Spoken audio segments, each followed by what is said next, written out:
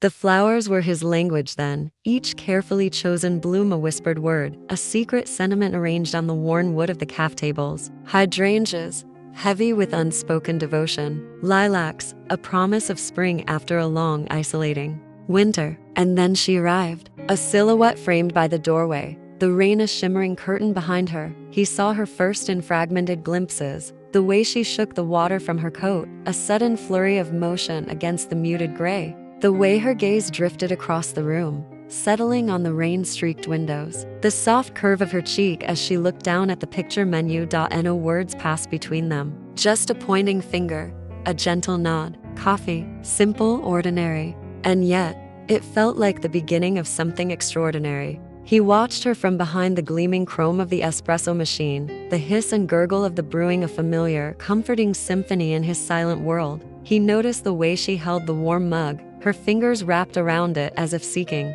solace. He watched as she sat by the window, the rain blurring the outside world into an impressionistic painting of light and shadow. He saw the flicker of emotion in her eyes as she gazed into the downpour. The calf was his refuge, a sanctuary, built of quiet rituals and the comforting aroma of roasting beans. He cleaned meticulously, each polished surface a reflection of the order he craved in his own life, a life often punctuated by the clumsy noise of a world that didn't know how to speak to him, a world he couldn't always hear. But in the calf, he could see, he could feel, and now he could see her. She returned, again and again, always the same coffee, always the same seat by the window. She became a constant in his carefully curated world, a melody in the silence. He started small, little offerings crafted from paper, origami cranes, each one folded with painstaking care. He left them with her coffee, hoping they would carry a message he couldn't speak aloud. Hope, gratitude, admiration, all folded into the delicate wings of a paper bird. He wondered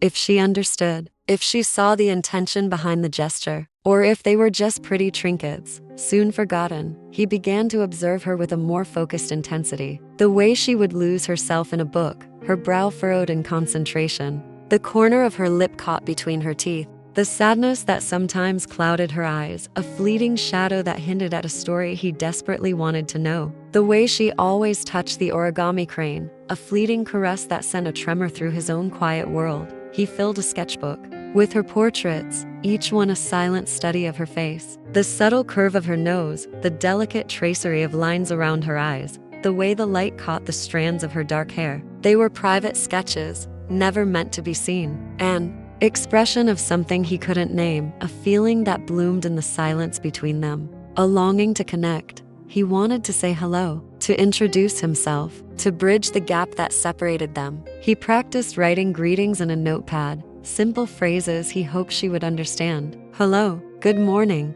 I like your coat.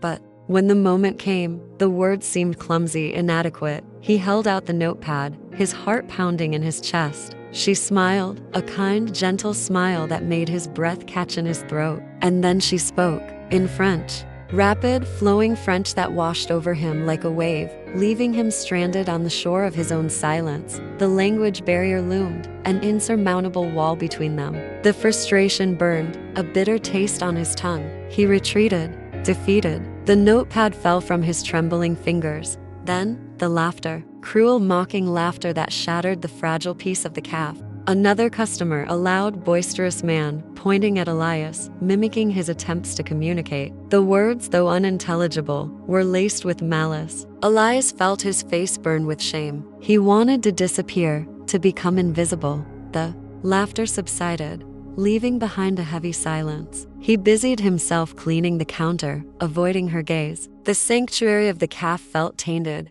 violated. He was exposed, vulnerable. A deaf man in a world that prized its voice. He told himself it was foolish, that he was reading too much into a fleeting connection, that she was just a customer, that the origami cranes were meaningless. But the truth was, he was falling into a silent, unspoken world where her presence was the only sound he wanted to hear. He had to find a way. He just had to find a way to reach her. He would find a way to speak without words, because the alternative was to remain lost in the deafening silence of his own heart. But would his attempts to connect be welcomed, or would they just be met with more misunderstanding? The rain still fell, a constant companion to the quiet hours of the cafe. It mirrored the rhythm of his life, a soft, persistent drumming that he felt more than heard. His childhood had been a silent film, a world muted and misunderstood. Colors were brighter then, perhaps a compensation, and the textures of things magnified. He learned to read faces, to feel vibrations in the floorboards, to find stories in the slant of light across a dusty window pane. Art became his voice, the charcoal his tongue. He drew the wind, the rustle of leaves, the unspoken language of the earth. Now, the cafe was his canvas. Each cup of coffee, a carefully constructed still life. Each flower arrangement, a burst of silent color against the gray. It was a sanctuary built on routine, on the comforting predictability of small gestures. And then she arrived, Anya. She became a regular, a creature of habit like him, drawn to the quiet corner by the window. Her order was simple, unspoken, a medium latte, always. He anticipated it now, the gentle warmth of the cup in his hands, the familiar scent of roasted beans a prelude to her presence, and with each coffee, a small offering. An origami crane, folded with meticulous care, a silent messenger, bearing wishes he dared not voice. He remembered learning origami as a child, the intricate folds of meditation, the finished form of fragile prayer. Each crease, a whisper of longing. Each crane, a tiny piece of his heart, taking flight across the counter. He watched her. He couldn't help it. The way she held her book, her fingers tracing the lines as if absorbing the words through touch. The subtle furrow of her brow when she was lost in thought. The flicker of a smile that rarely reached her eyes. He saw a sadness there, a quiet melancholy that resonated with his own solitary world. She always chose the same seat, bathed in the diffused light filtering through the rain-streaked glass. It framed her face, highlighting the delicate curve of her jaw, the soft shadows beneath her eyes. He started a sketchbook, a secret collection hidden beneath the counter, filled with her portraits, not perfect likenesses, but impressions, sketches of her essence, the way she tilted her head when she read, the way her fingers tapped a silent rhythm on the table, the way the light caught the gold in her hair. He drew her in charcoal, in pencil, in ink, trying to capture the elusive quality that drew him in. He obsessed over the details, the curve of her lips, the shape of her hands, the depth of her gaze. He wanted to understand her, to know her without words. He saw the world differently now. The cafe seemed brighter, the rain less oppressive. Her presence infused the air with a subtle energy, a silent hum that vibrated through him. He found himself lingering longer over the flower arrangements, choosing colors that he thought she might like. He cleaned the window with obsessive care, ensuring her view was pristine, uninterrupted. He was creating a world for her, a haven within his haven, a silent symphony of small gestures. He knew it was foolish, this silent adoration. He knew the barriers were immense, the chasm of language a seemingly insurmountable divide. But he couldn't help but hope. Hope that she saw him, not just the deaf barista, but the man who saw her, truly saw her, with a depth that transcended words. He hoped she understood the silent language of the cranes, the whispered longing in the sketches, the unspoken devotion in his gaze. He hoped she felt the connection, the fragile thread that stretched between them, woven from shared silences and stolen glances. He found himself wishing he knew her story, the reason for the quiet sadness that haunted her eyes. Was it a lost love, a broken dream, a secret sorrow that she carried within her? He wanted to ease her burden, to offer her solace, to paint a smile on her face that reached her eyes. But he was trapped in his silent world, a prisoner of his own limitations. All he could offer were cranes and coffee, sketches and stolen glances, a silent offering of his heart. And yet, in the quiet hours, when the cafe was empty and the rain beat against the windows, he dared to dream. He dreamed of a world where silence was not a barrier, but a bridge. A world where hearts spoke directly to hearts, where understanding flowed without the need for words. A world where he could finally tell her, without uttering a sound, how deeply, how irrevocably he had fallen. But dreams, like origami cranes, are fragile things. And in the harsh light of day, the silence felt less like a bridge and more like a wall he feared he could never climb. The silence, once a comforting blanket, now felt like a suffocating shroud. He'd reached out, hadn't he? Offered a bridge, a simple greeting inked onto paper. A hello, a sliver of himself offered, on a page. But her words, a torrent of French, cascaded over him, beautiful and utterly incomprehensible. A foreign melody that danced just beyond his grasp, leaving him stranded on the shores of his own limitations. The chasm widened. Each smile, each shared glance, now seemed tainted with a frustration he couldn't name, a silent scream trapped within his chest. The origami cranes, once symbols of hope and delicate connection, felt brittle in his hands, easily crushed under the weight of this unspoken barrier. He saw her kindness, yes, but now it registered as something distant, untouchable, separated by an ocean of unsaid things. Then, the laughter. Cruel, sharp-edged laughter that sliced through the quiet hum of the café. A man, bloated with self-importance and oblivious to the delicate ecosystem of the room, mocked his attempts, mimicked his gestures, his voice dripping with condescension. The words he didn't need to hear. The tone was a universal language of derision. It echoed the taunts of childhood, the sting of isolation, the constant awareness of being different, less. He wanted to disappear, to melt into the shadows and become one with the forgotten corners of the café. The flowers he'd so carefully arranged now seemed like a cruel joke, a vibrant display of beauty offered to a world that couldn't or wouldn't understand. His haven, his sanctuary, had become a stage for his humiliation. He retreated, not physically, not at first, but inwardly. He recoiled, pulled the shutters down on his heart, locking away the fragile bloom of hope that had dared to unfurl. The sketchbook lay untouched, the portraits of Anya incomplete, frozen mid-stroke. He couldn't bear to look at them, at the longing captured in each delicate line. The dreams he'd sketched there, the silent conversations, the imagined intimacies, all felt like foolish fantasies now, built on a foundation of sand. He saw the world through a different lens. Every gesture, every glance, reinterpreted through the filter of fear. Fear of misunderstanding, of rejection, of exposing the vulnerable core he'd guarded so fiercely for so long.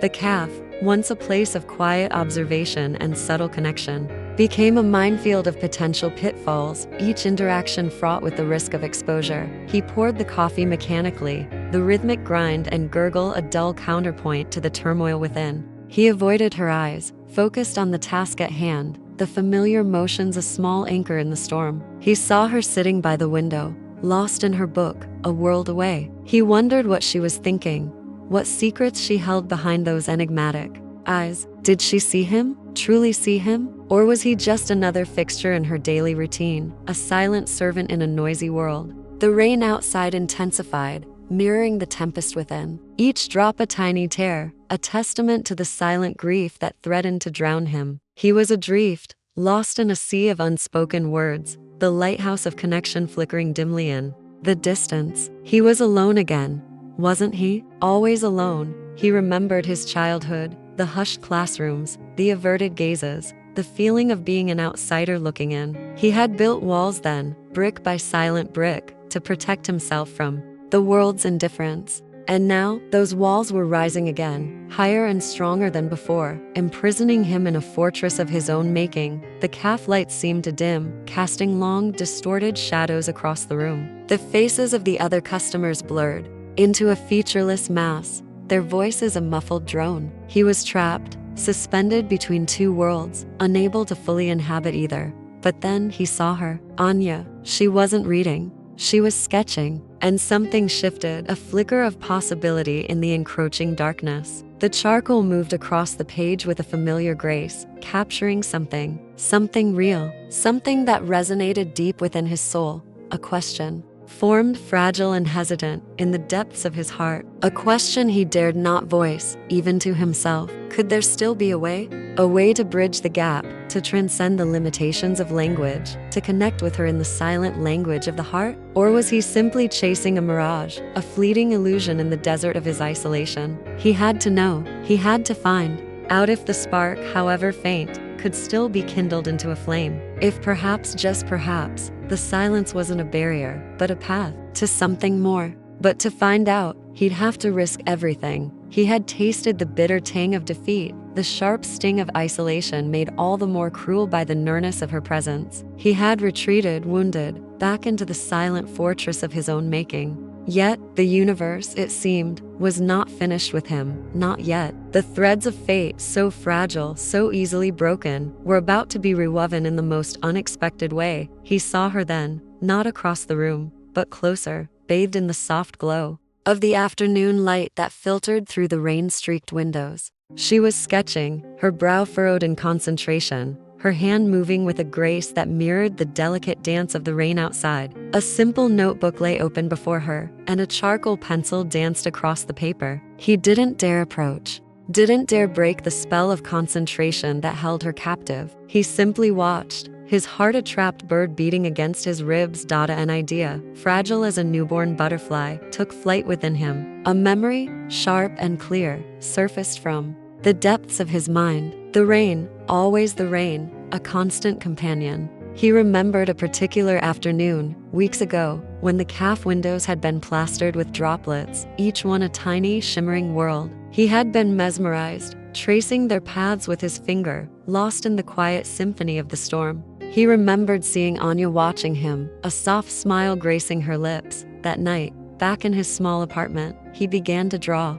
Not a portrait, not a likeness, but an echo of that shared moment. A window blurred by rain, the droplets thick and heavy, clinging to the glass. He poured all his longing, all his unspoken emotions into that simple sketch. He left it unsigned, anonymous, a whisper in the wind. The next day, he placed it carefully on her usual table, tucked beneath a sugar packet. He watched from behind the coffee machine, his hands trembling slightly as she arrived. She saw it immediately, her eyes widening in surprise. She picked it up, studied it intently, her expression unreadable. A wave of nausea washed over him, the fear of rejection a cold hand squeezing his heart. Then, a slow smile spread across her face, a sunrise breaking through the clouds. She looked up, her gaze sweeping across the caf, searching. He ducked his head, pretending to adjust a stack of cups, his breath caught in his throat. The following day, a new sketch lay on his side of the counter.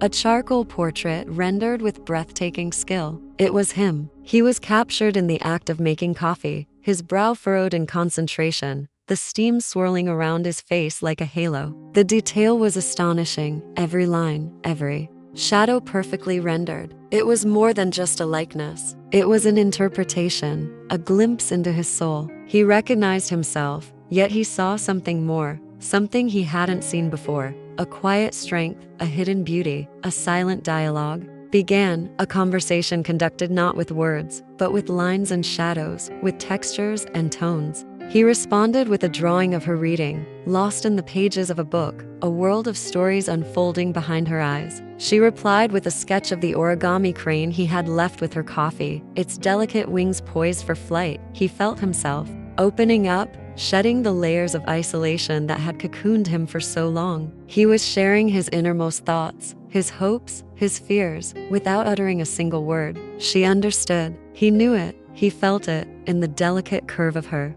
lines, in the depth of her shading.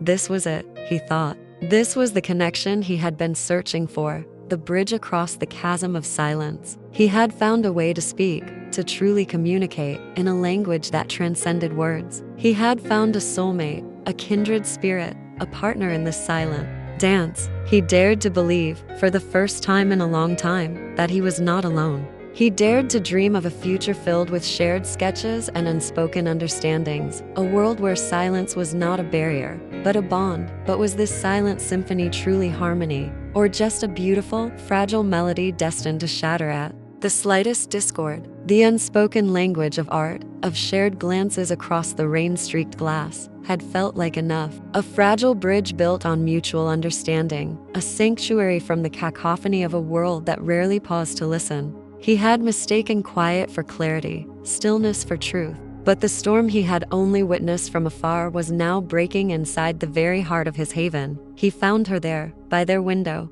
the one that always seemed to frame her in a melancholy light. But tonight, the melancholy was a torrent. He approached cautiously, each step a question, each breath a prayer. The air hung heavy with unspoken grief, a silent scream trapped within the confines of the small caf. He reached out, hesitantly, a hand offering solace, a touch meant to convey all the words he couldn't speak. She looked up, her eyes shimmering with unshed tears, a broken dam threatening to unleash a flood of unspoken pain. And then she offered him a slip of paper, a stark white rectangle that held the key to a world he hadn't known existed, a world she had deliberately kept hidden. A plane ticket, France, tomorrow? The words swam before his eyes, blurring into an indistinguishable mass of despair. The origami cranes suddenly felt like fragile monuments to a doomed love, paper promises scattered in the wind. But it wasn't just the departure, the physical leaving, that shattered the carefully constructed reality. It was the explanation that followed, scrawled in elegant French script, translated painstakingly below in his native tongue. She knew sign language, fluent, proficient, a language he had mastered, a language that had been his lifeline, his bridge to a world that often overlooked him. She had deliberately chosen silence. She had seen his world and stepped into it, not out of necessity, but out of choice. Why? The question burned in his throat, an unspoken accusation, a silent plea for understanding. He read on, each word a hammer blow to the foundations of his heart.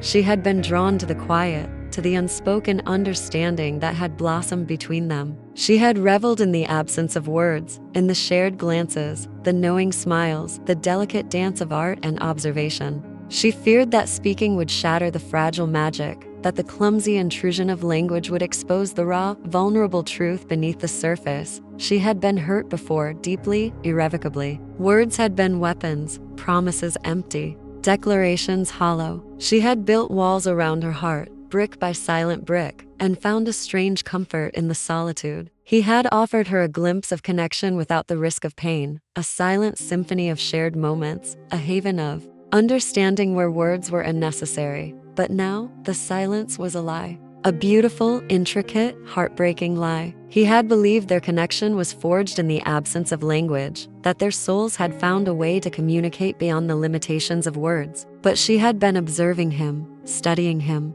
A silent anthropologist charting the landscape of his heart. He had laid bare his soul, revealing his vulnerabilities, his hopes, his dreams, all under the false pretense of mutual silence. And she had watched, fascinated, touched, perhaps even loved. But she had never truly met him. She had met a projection, an idealized version of himself filtered through the lens of her own fears and desires. The rain intensified, pounding against the windows, mirroring the tempest within him. He looked at her, truly looked at her, and saw not the ethereal muse he had immortalized in his sketchbook, but a woman consumed by her own pain, trapped in a self-made prison of silence. He wanted to scream, to rage, to shatter the carefully constructed illusion that had held them captive. But he was deaf, and even if he could scream, what words could possibly capture the magnitude of his betrayal, the depth of his despair? He had offered her his world, his silence, his heart, and she had accepted it,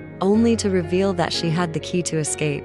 All along, she had chosen to remain, not out of love, but out of fear. Fear of vulnerability, fear of connection, fear of the very thing he had so desperately craved. He understood her fear. He knew the sting of rejection, the crushing weight of isolation. But her fear had become his prison, her silence, his torment. He turned away, the plane ticket, a brand seared into his memory. The calf, once a sanctuary, now felt like a cage. The origami cranes, mocking reminders of a love that never was. He walked out into the storm, the rain washing over him, a futile attempt to cleanse the stain of her silence. But as he stepped out into the darkness, a question lingered, a tiny ember of hope refusing to be extinguished. If silence was her shield, what would she do when faced with the sound of his heart breaking? The silence that had been a sanctuary now echoed with emptiness, a hollow chamber, where only the ghosts of shared sketches and unspoken promises lingered. Each raindrop against the glass was a tiny hammer blow against the fragile world they had built, shattering the delicate origami of his hopes. The calf,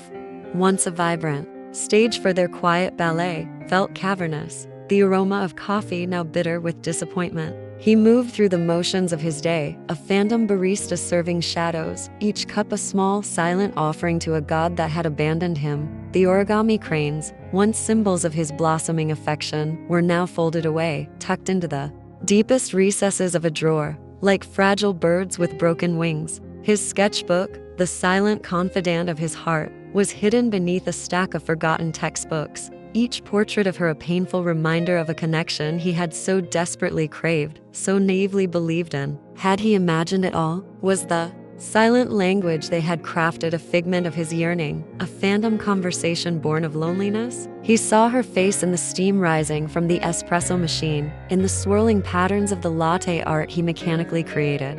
He heard her laughter in the gentle clinking of the ceramic mugs, felt her presence in the chair she always occupied, now achingly vacant. The world, once muted and manageable, was now a cacophony of unspoken words, a chorus of languages he couldn't understand, a constant reminder of his isolation. Childhood memories, long dormant, resurfaced with a renewed sting. The taunts of other children, the frustration of teachers who couldn't reach him, the feeling of being perpetually on the outside, looking in. But this was different. This wasn't the familiar sting of being misunderstood. It was the sharp, cruel twist of believing he had finally been seen, only to realize it was an illusion, a carefully constructed mirage in the desert of his solitude. The past had been a landscape of quiet endurance, but now it was a burning echo, amplified by the fresh wound of betrayal. He remembered the man, the one who had mocked his attempts to communicate, the one whose laughter had been a brutal symphony of exclusion. He saw him now, not with the white-hot rage he might have once felt, but with a quiet, resolute dignity. The man was sitting at his usual table, oblivious to the storm raging within Elias, his voice a booming intrusion in the otherwise hushed cafe. He carried a tray with an Americano, walked over to him, his movements deliberate, unwavering. He stood before the man, his eyes meeting his directly, unflinchingly. He reached into his pocket, retrieved a small notepad, and wrote a single sentence. "I exist." He pushed the notepad across the table, the silence amplifying the weight of his simple declaration. The man stared at the words, a flicker of confusion crossing his features, followed by a dismissive sneer. Elias did not flinch. He retrieved the notepad, added another line, "My silence is not your invitation to disrespect." He turned and walked away, leaving the man speechless. The cafe hushed. It wasn't a victory, not exactly. It was a claiming of his own space, a quiet assertion of his right to be, to communicate, to exist on his own terms. But the act did little to soothe the ache in his heart, the gnawing feeling of foolishness, the profound sense of loss. The cafe felt colder now, the rain outside more relentless. The world had shrunk, the colors had faded, and the silence, once his refuge, now felt like a vast, echoing prison. He knew he couldn't stay here, not like this. He needed to find her, needed to understand, needed to know if the connection they had shared was truly a lie or something real, something worth fighting for. But how could he bridge the chasm that now separated them? A chasm filled not with silence, but with unspoken words and unanswered questions. He would do something drastic. He would be at the airport tomorrow. But what he would say, or how, remained an unformed question, heavy with uncertainty, hanging in the air like the smell of impending rain. The silence had been their sanctuary, a fragile bubble built on unspoken understanding, on the delicate dance of shared moments witnessed and treasured in the quiet corners of the cafe. But now, that silence echoed with a hollow, accusatory tone, amplifying the distance between them, a chasm carved by unspoken fears and the looming departure. He saw it all now, the carefully constructed illusion, the bittersweet beauty of a connection forged in the absence of language, a connection she had deliberately cultivated. The plane ticket was a stark white flag of surrender, a declaration that their world, so painstakingly crafted, was never meant to be. The origami cranes, once symbols of hope and connection, felt like paper shackles, binding him to a dream that was never truly his. His sketchbook, filled with her likeness, became a painful reminder of his own vulnerability, his naive belief in the possibility of a love that transcended words. He relived his childhood, the isolation, the yearning to be understood. This time, the familiar ache was sharper, laced with the bitter taste of betrayal. He had allowed himself to hope, to believe that he had finally found someone who saw him, truly saw him, beyond the barrier of his deafness. But her silence, he now realized, was not an embrace, but a carefully constructed shield. He saw the man who had mocked him, the boisterous voice that had shattered the fragile peace of the cafe. He saw not malice in his eyes, but a reflection of the world's indifference, the casual cruelty that dismissed his existence, his right to communicate, to connect. But this time, he didn't cower. He met his gaze, a quiet defiance burning in his soul. He was not invisible. He was not silent. He simply existed on a different plane, a plane where words were not the only currency of connection. The morning arrived, draped in the same melancholic gray that had painted the sky since her arrival. He moved with a newfound purpose, a desperate need to rewrite the ending of their story. The airport was a maelstrom of sounds, a cacophony of announcements and hurried footsteps, a world designed for voices he could not hear. But his focus was singular, his heart a compass guiding him through the chaos. He saw her, a solitary figure amidst the throng, her face etched with a sorrow that mirrored his own.